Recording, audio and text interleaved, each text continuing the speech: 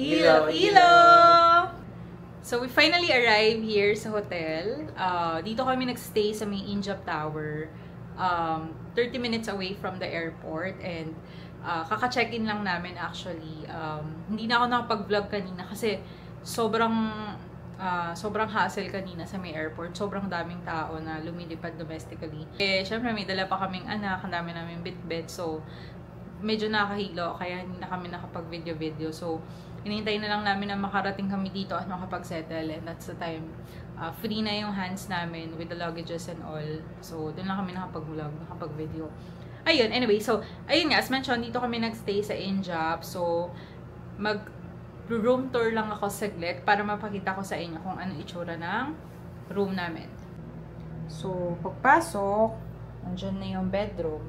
So, bali itong room namin is good for 3 person siya. So, yun na yung minimum.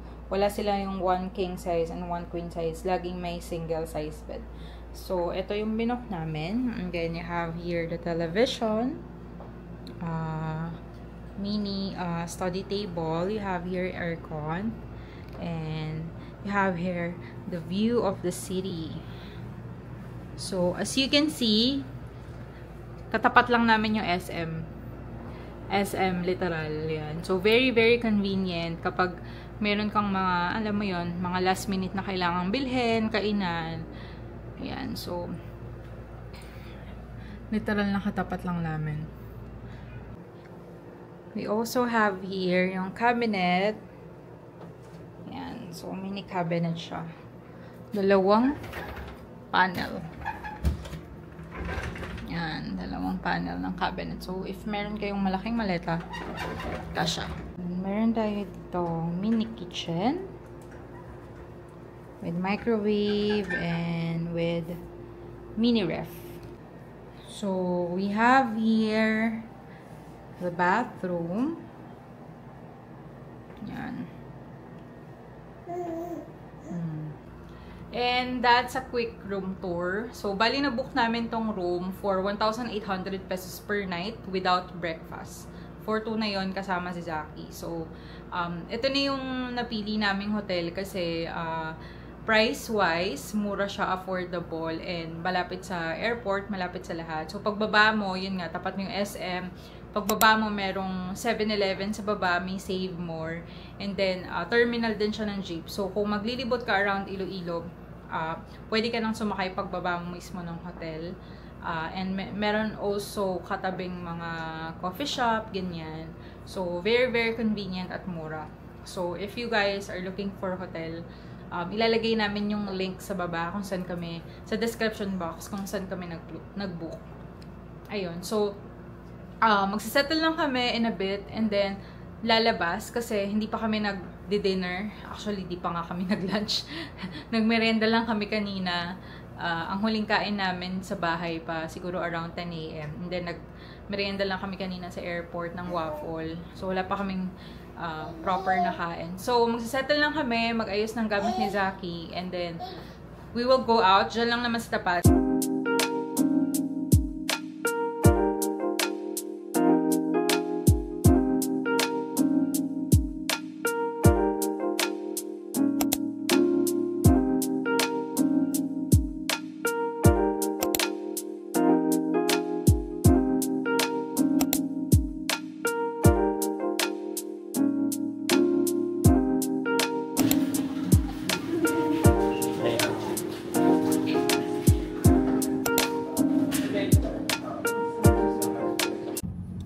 Hello guys! Good morning! Today is day 2 of our trip and nasa labas na kami.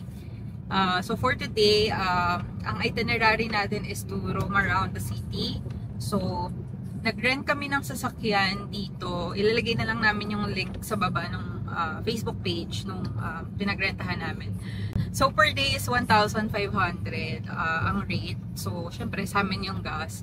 And then na-rent namin siya for the whole 6 days kasi may mga iba pa tayong pupuntahan. And I think for someone who is traveling with a baby na maraming dala, na may stroller, may dalawang bag at anik-anik, must have siya. If possible naman, or if kaya naman na isama sa budget, why not? Kasi for convenience. Pero may Grab naman dito. So, okay lang naman din yun if yun yung choice nyo. Pero for us, mas pinili na namin to. Kasi since lilipat-lipat kami today, kasi nga yun, magpupunta tayo sa mga iba't ibang tourist spots today. So instead of taking Grab from one place to another, nag-rent na lang kami ng car para convenient na hindi na namin kailangan mag-book, mag-antay, ganyan. Ayun. Tsaka naka-fix na din yung cost. So, yung parking naman, meron kaming free na parking dun sa hotel. First come, first serve. Pero unti lang naman yung nakapark. Pero dahil kasi siguro weekdays ngayon, so back to school. Ayun, so kagabi hindi na kami nakapag-update kasi after namin mag-dinner, bumalik na lang kami sa hotel. Tapos nag-work pa ako ng onte and then sinettle si Zaki para makatulog na. Nag-ayos ng mga gamit, nagugas ng bote and stuff. Yun. Siguro probably lights off around 11 PM after all the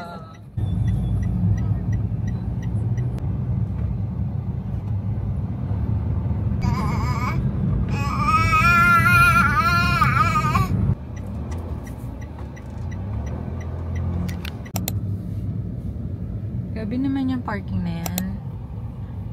Ang park, ang atake.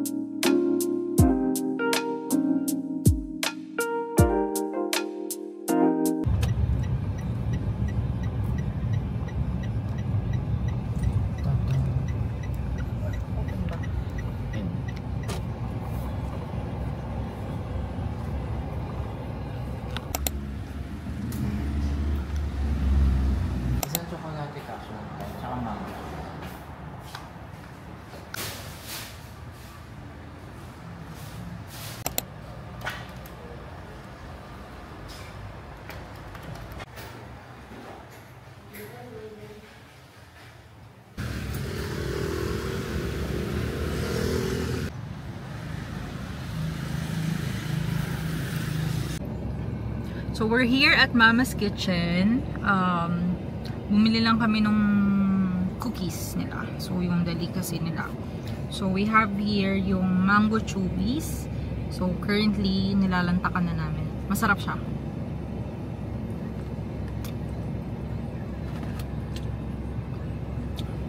And then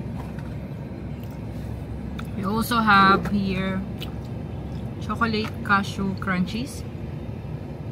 Aba lang. So-so. Mas masarap yung mango chewies. So kung pupunta kayo dito, bilhin niyo yung mango chewies. Well, yun naman yung bestseller nila. It's just that, kumuha kami ng isang flavor para matry pa namin yung iba. Actually, masarap naman. Okay naman din. Pero nothing special. Alam mo yun, yung okay, mga ganun. Pag natikman mo, okay. Pero yung mango chewies, pag natikman mo, okay, masarap. Yan, so, if you know what I mean. So, ayun, so, magkakain na kami dito for a few minutes and then, kasi kakatapos lang naman din namin mag-lunch kanina, malansa yung hinain namin. So, panghimagas is best na next na kain.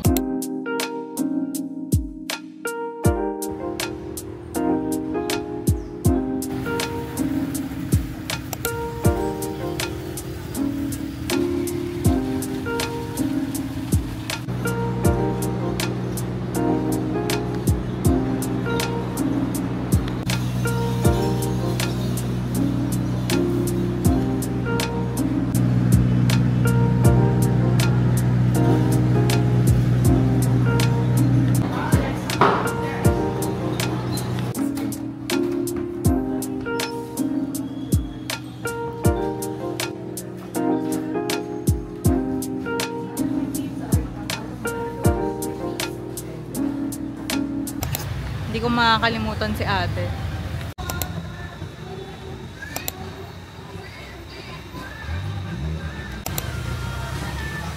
Three hours ang buong trip. Zaki's lunch time. So, may baon kaming ganito. Nabili namin to sa Healthy Options for travel convenience.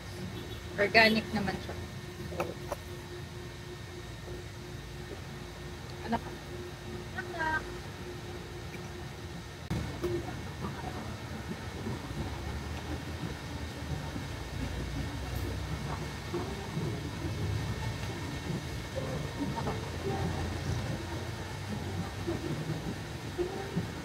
Anak ka. Lucky.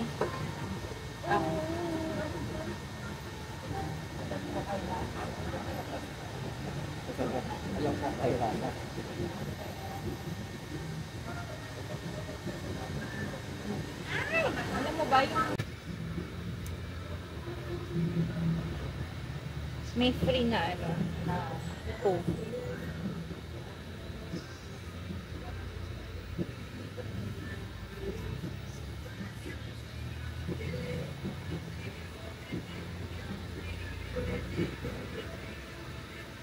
Pistachio.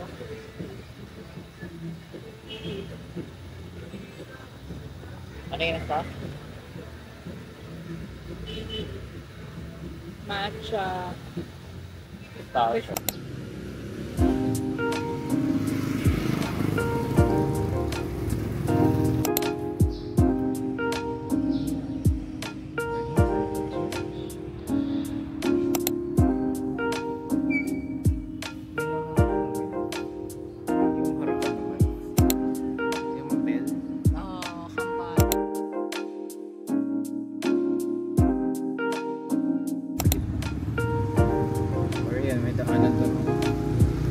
Hindi mabigyan ng justice ng video. I-charge ko to ha. I-charge ko tong DJI kasi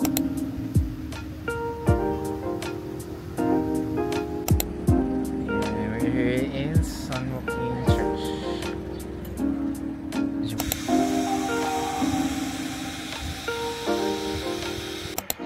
So we're here at Green Farm.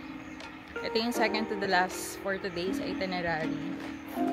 Kanina pa kami nandito actually around 2 PM. Pero since tulog pa si Zaki, wait muna kami sa kotse. Hintayin namin siya magising bago kami lumabas. And since mainit din naman, winait na lang namin.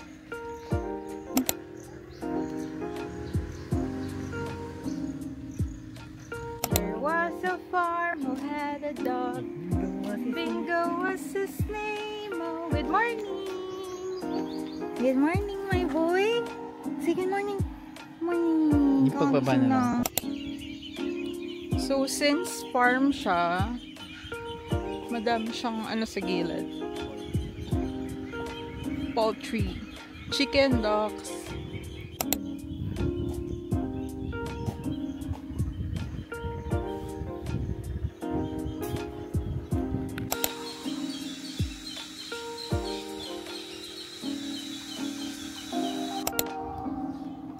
Cute.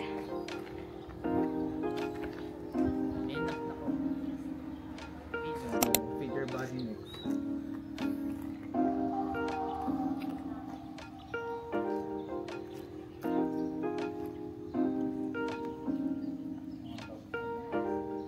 Kita mo hagit pala dagat. Di ba dulo to? Oh.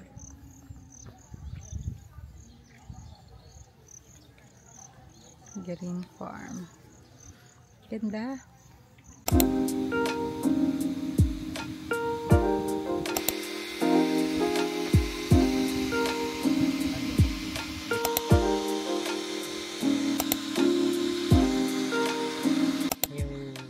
So we're here at Green Farm and ito yung pinupuntahan dito. Yan, yung mataas na hagdan na yan. So aakyat tayo dyan in a bit. Nagwa-warm up lang kami. Kasi medyo, buti wala nang masyadong bumaba na yung araw. Pero mainit pa din. Pero may hangin na. So mainit pero may hangin na naman na. So I think kaya naman. Ayan na. Upisahan na ang laban.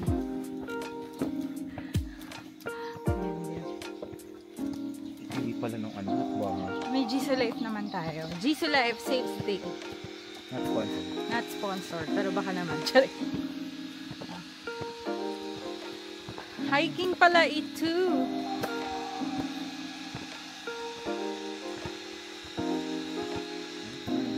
One down. Parang yung sa ano, yung movie ni ano, yung sa Paris. Yung movie ni... Hindi. Sino yun? Si John Wick. Yung nahulog siya. Yung nahulog siya. Yung last yun, diba? Inat na.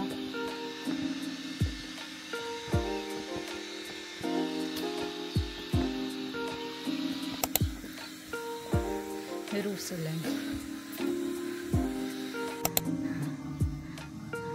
Grabe, inakyat namin yan.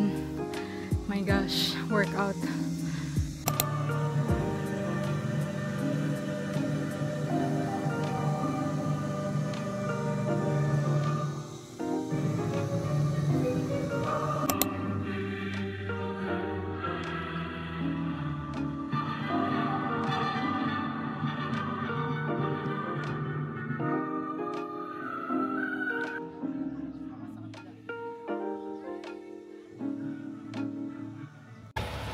So, pababa na kami. Nag-go-kart na lang kami. Hindi na namin kinaya yung pato. Workout pala ito.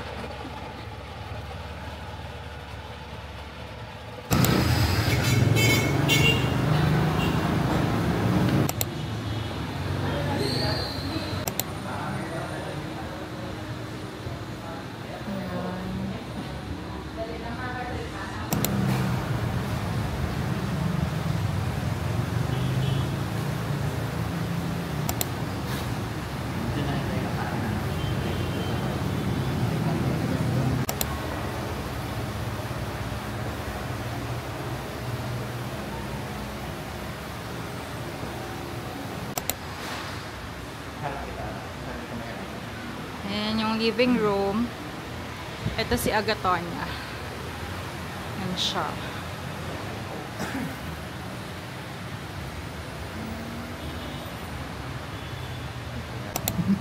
Si Donya, Agatonia. Oh, Zaki, bless ka sa lola.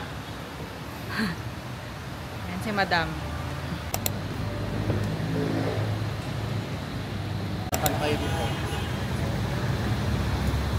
Tapos yung Haro Plaza, katapat niya. Pero siya ano? Nagsoccer din siya. Ngayon yung mga memorabilia ni Donya.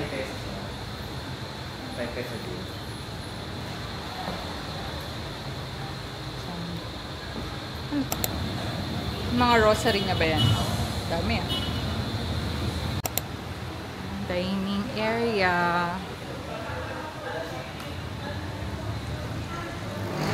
Hi, Zaki. Grabe.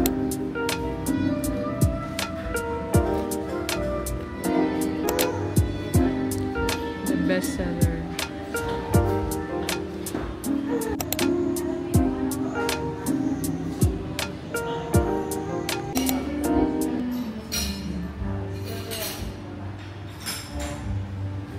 So we're here at Cafe Agatonia.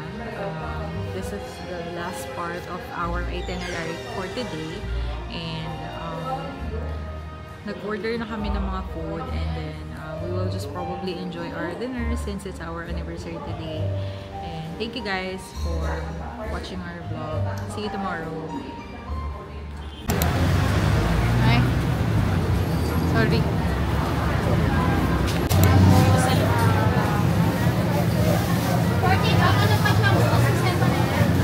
Yung bo, guys.